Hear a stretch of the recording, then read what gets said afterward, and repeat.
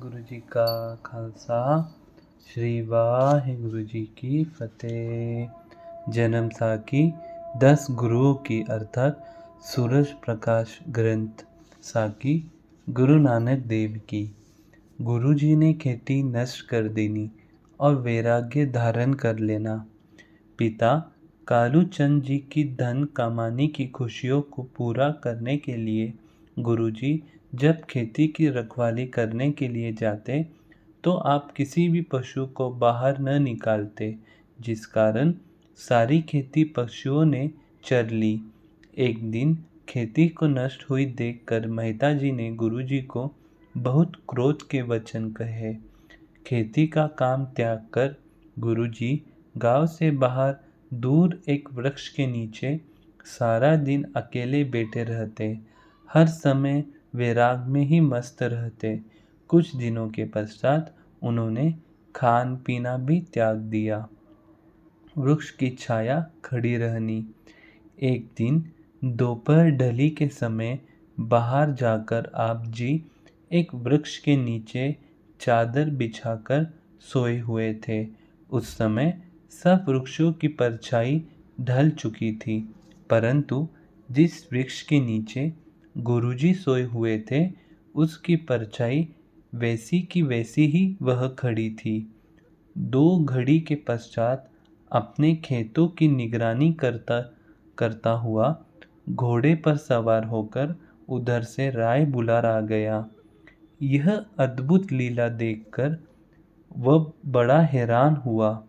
उसने अपने आदमियों को बताया कि देखो, जिस वृक्ष के नीचे श्री गुरु नानक जी सोए हुए हैं उसकी परछाई वहीं पर ही खड़ी है।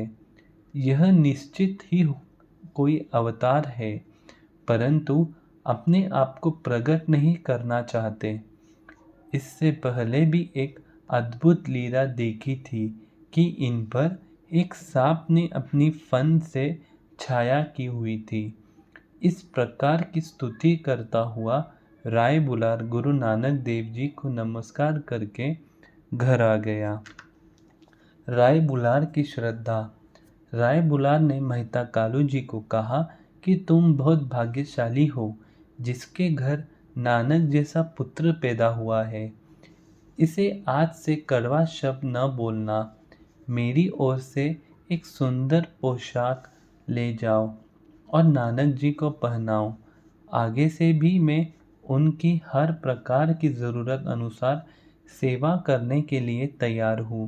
मेहता जी ने कहा, राय जी, आप जी का दया हुआ सब कुछ है, बस मुझे यही चिंता खाई जाती है कि इसको जिस काम पर भी लगाया जाता है उसको इसने संवारना नहीं बल्कि बिगाड़ना ही है। अब भी देखो, मस्तानों की तरह गांव से बाहर जाकर सारे दिन बैठा रहता है। आप इसी की बहुत प्रशंसा करते हो, परंतु मुझे तो इसमें कुछ भी नजर नहीं आता। राय बुलार ने कहा, मेहता कालूचंद, तेरी बुद्धि माया के फेर में फंसी हुई है, इनके देवी गुणों को नहीं जान सकती। तुम चिंता न करो, तुझे जल्दी ही सब कुछ पता चल जाएगा। वेदों को उपदेश। इस तरह वृक्ष ऋषि के पश्चात जब शीत ऋषि आ गई तो गुरु की एकाग्रता चित होकर घर में एकांत ही लेटे रहते। एक दिन माता जी ने कहा, पुत्र, इस तरह चुपचाप बीमारों की तरह क्यों लेटे रहते हो? अपने घर का कोई काम काज दिल लगाकर किया करो। अगर खेती का काम अच्छा नहीं लगता तो कोई वाणिज्य व्यापार का काम कर लो। काम करोगे तो मन लगा रहेगा, घर में धन आएगा। कोई भला ऋषि आपको देखकर अपनी लड़की का रिश्ता दे देगा, आप परिवार वाले हो जाओगे। देख, तेरा रंग पीला हो गया है, शरीर शीतल और कमज़ोर हो गया है। अगर तुझे कोई रोग है तो बता दो, मैं वैद्य को बुलाकर तेरा इलाज कर दूँ। माता जी की इन बातों का गुरुजी ने कोई उत्तर नहीं दिया। तब माताजी ने निश्चय ही गुरुजी को कोई रोगी समझकर वेद हरिदास को बुलाकर गुरुजी की नब्ज दिखाई। जब वेद को रोग का कोई पता न लगा तो गुरुजी ने यह श्लोक उच्चरित किया। श्लोक: वेद बुलाइया वेदगी, पकड़ी ददोले बाहा, भोला वेद न जानी, करक कलेजे माही।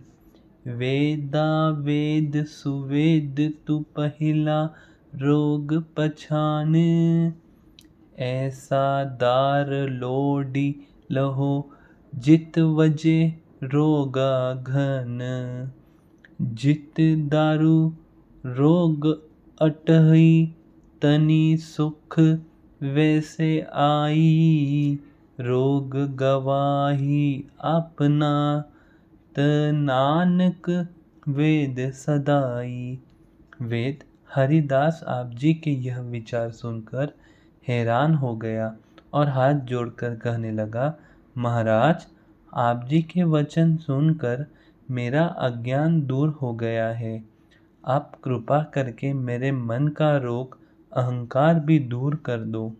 वेद की विनय सुनकर गुरुजी ने कहा, सत्संग किया करो। अहंकार रोग को दूर करने वाला यही एक बड़ी औषधि है। वाहिगुरु जी का खालसा, श्री वाहिगुरु जी की फतेह। धन गुरु नानक, धन गुरु नानक।